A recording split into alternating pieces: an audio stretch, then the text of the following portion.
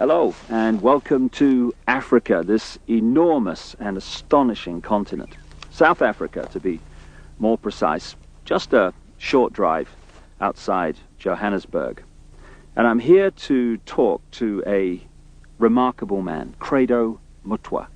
When I first came to South Africa about 18 months ago, within 2 or 3 days, I was introduced to Credo Mutwa. I'd never heard of him at the time, but from the moment I met him, I didn't stop listening and he didn't stop talking for at least 5 hours. And within the first few minutes I realized I wasn't just in the presence here of a man of great knowledge, and he's certainly that.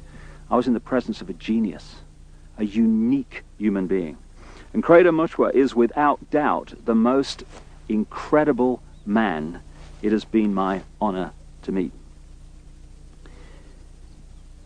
Credo is what some people around the world call a shaman, and some deeply, deeply ignorant people call a witch doctor.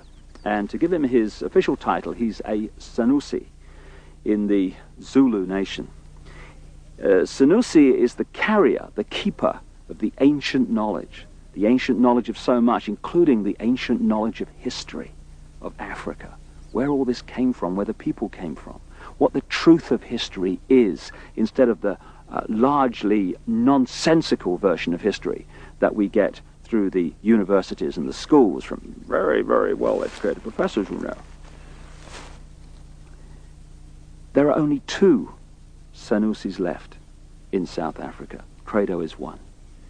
And that's terrifying, because it means the true version of the history of this continent is dying.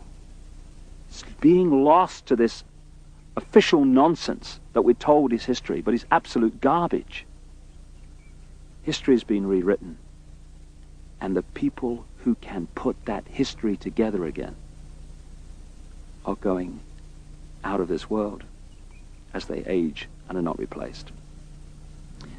So you're about to have, as I have, the enormous privilege of hearing this man talk and seeing his knowledge preserved for as long as the electronic medium exists. He is the official storyteller and keeper of the history, the knowledge of the Zulu people. But you know, knowledge is a very dangerous thing when you're trying to hold people down into a mind prison, you're trying to manipulate them, you're trying to control them. And so people like Credo Mutwa, who have the knowledge to rewrite history and therefore rewrite the present, they are very dangerous people to those that wish to control and suppress. This man has had endless threats to his life, endless attempts on his life, right up to the last few days. And he has upset the hierarchy of his own people as much as he's upset those others in other cultures and other races that wish also to suppress the truth for reasons of preserving their own religious domination or keeping people in ignorance. And so I've come here to talk to Credo at length about many things, and this is a series of unique videos with a unique man. And what we're going to start out with is to concentrate on a bizarre story, an off-the-wall story, you would think, but one which he is confirming at every turn from his own background, his own unique knowledge of this continent.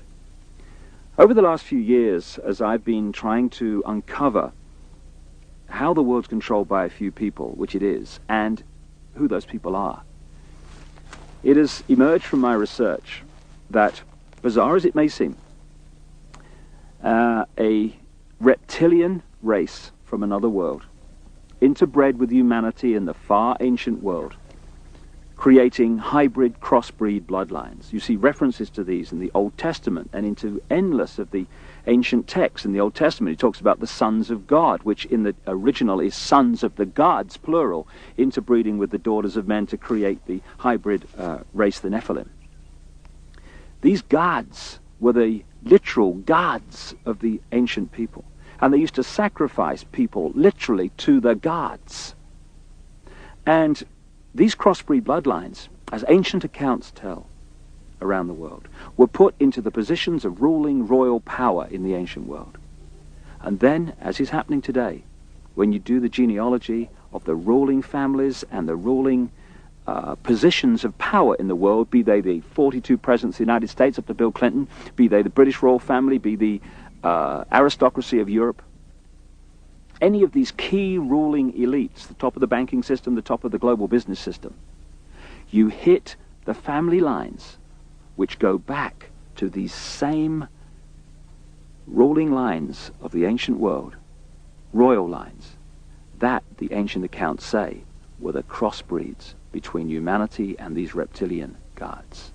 In other words, a reptilian extraterrestrial race has been controlling planet Earth for thousands of years to this day and putting its genetic compatible bloodlines into the positions of power as presidents, prime ministers, banking leaders, business leaders, etc. And this explains so many things, where we get the divine right of kings from, the divine right to rule because of the bloodline, the genetics. Why these ruling families of the aristocracy and the royal families have always incessantly interbred with each other, just as the Eastern establishment families of the United States do, that produce so many presidents and banking leaders and administrators of government in the United States. And astonishingly, bizarre as I keep saying, and seemingly ridiculous as this story may be from our conditioned perspective of life and reality, when I started talking to Credo Mutwa from his African experience and knowledge of the most staggering depths and variety, he tells exactly the same story that I have uncovered around the world, exactly in great detail. And if Africa and the world is ever going to be free, and we are, then they have to listen to this man. And they have to listen now. I started out by talking to Credo about the origin of the knowledge that he is about to share with us for the first time in so many cases. Because this is the knowledge that only initiates normally get. But as Credo says, the world needs to know this. And so, this is a unique video. And this is a unique man. And like I say, I asked him first about the origin of the knowledge that he's about to pass on. When the white man started destroying our religion, when he started demonizing our gods, when he started ridiculing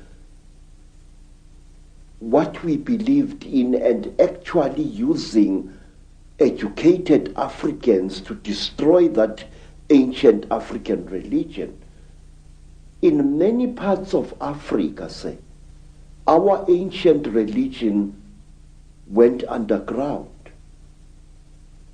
And there were, call them